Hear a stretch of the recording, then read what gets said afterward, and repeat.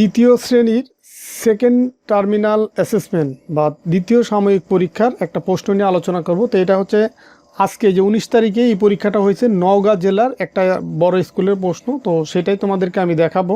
তো আশা করি এই ভিডিওটা শুরু থেকে শেষ পর্যন্ত যদি দেখে থাকো তাহলে যাদের এখনও ইংরেজি পরীক্ষাটা হয়নি তাদের অনেক কাজে দেবে। তো পরীক্ষার দেখো পূর্ণমান হচ্ছে 100, সময় হচ্ছে 2 ঘন্টা 30 মিনিট। তো প্রথমেই একটা প্যাসেজ আছে বা প্যারাগ্রাফ আছে, এটার আলোকে তোমাকে 1, 2, 3 এই 3টা প্রশ্নের উত্তর দিতে হবে। যেমন পড়শি লিভস ইন কুষ্টিয়া। এরপরে দেখো যে এই প্যারাগ্রাফটা তাহলে তোমাকে ভালোভাবে আগে পড়ে বুঝতে হবে। এটার আলোকে 1, 2, 3 এই 3টা প্রশ্নের উত্তর দিতে হবে। 1 নম্বর আছে যে write T for the true statement and F for the false statement. তো যেটা সঠিক সেটা টি লিখবা, আর যেটা ভুল সেটা এফ লিখবা আর কি। তো পড়শি লিভস ইন যশোর, তো এটা ট্রু না ফলস, যদি সত্য হয় টি লিখবা, মিথ্যা হলে তোমার ফলস লিখতে হবে। তো এখানে দেখো 5টা প্রশ্ন আছে, 5টার জন্য তুমি 5 মার্ক পাবা। 2 নম্বর আছে যে fill in the blank with the appropriate word from the box. এই বক্সে যে শব্দগুলো আছে সেগুলো দিয়েই তোমাকে এই 5টা শূন্যস্থান পূরণ করতে হবে। পড়শি লিভস ইন কোনটা, দেখো এখানে যে কুষ্টিয়া হবে।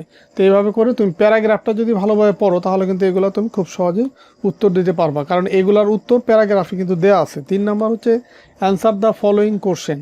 এখানে এই 5টা প্রশ্নের জন্য তুমি 3 × 5 = 15 নম্বর পাবো। হোয়ার ডাজ পড়শি লিভ, মানে পড়শি কোথায় বাস করে। How do the student clean the school, who lead the student groups. তো এইগুলো এই যে 5টা প্রশ্ন, এগুলো সবগুলোর উত্তর প্যারাগ্রাফে দেওয়া আছে। তো এরপরে দেখো 4 নম্বর প্রশ্ন হচ্ছে identify different parts of speech, noun, pronoun and verb. এগুলো আইডেন্টিফাই করতে হবে, যেমন গো, ভিলেজ, প্লে, হি, ব্রেকফাস্ট।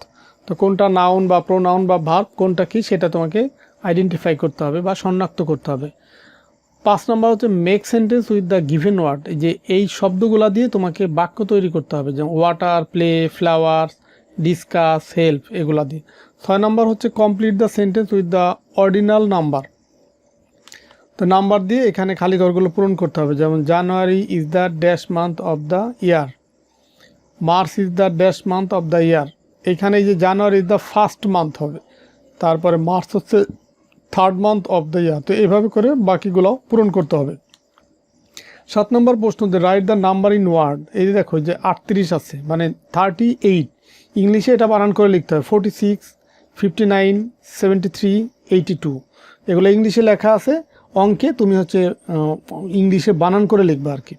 তো 8 নম্বর প্রশ্ন দেখো দেওয়া আছে যে match the word in column A with their meaningful column B, মানে এ কলামের সাথে বি কলাম মিল করতে হবে। যেমন get up, breakfast, study, help, beautiful. ডান পাশে আছে কি morning meal, read, wake up, nice, support. তো বাম পাশের সাথে ডান পাশের কোনটার সাথে কোনটা মিলবে সেটা তোমাকে মিলিয়ে লিখতে হবে। 9 নম্বর হচ্ছে rearrange the word in correct order to make them meaningful sentence. এখানে হচ্ছে শব্দগুলো এলোমেলোভাবে সাজানো আছে, সেগুলো তোমাকে সঠিকভাবে সাজিয়ে লিখতে হবে। এখানে 5টা আছে, 5টার জন্য তুমি পাবা হচ্ছে 10 মার্ক। 10 নম্বরে rewrite the sentence using the capital letter and punctuation marks where necessary.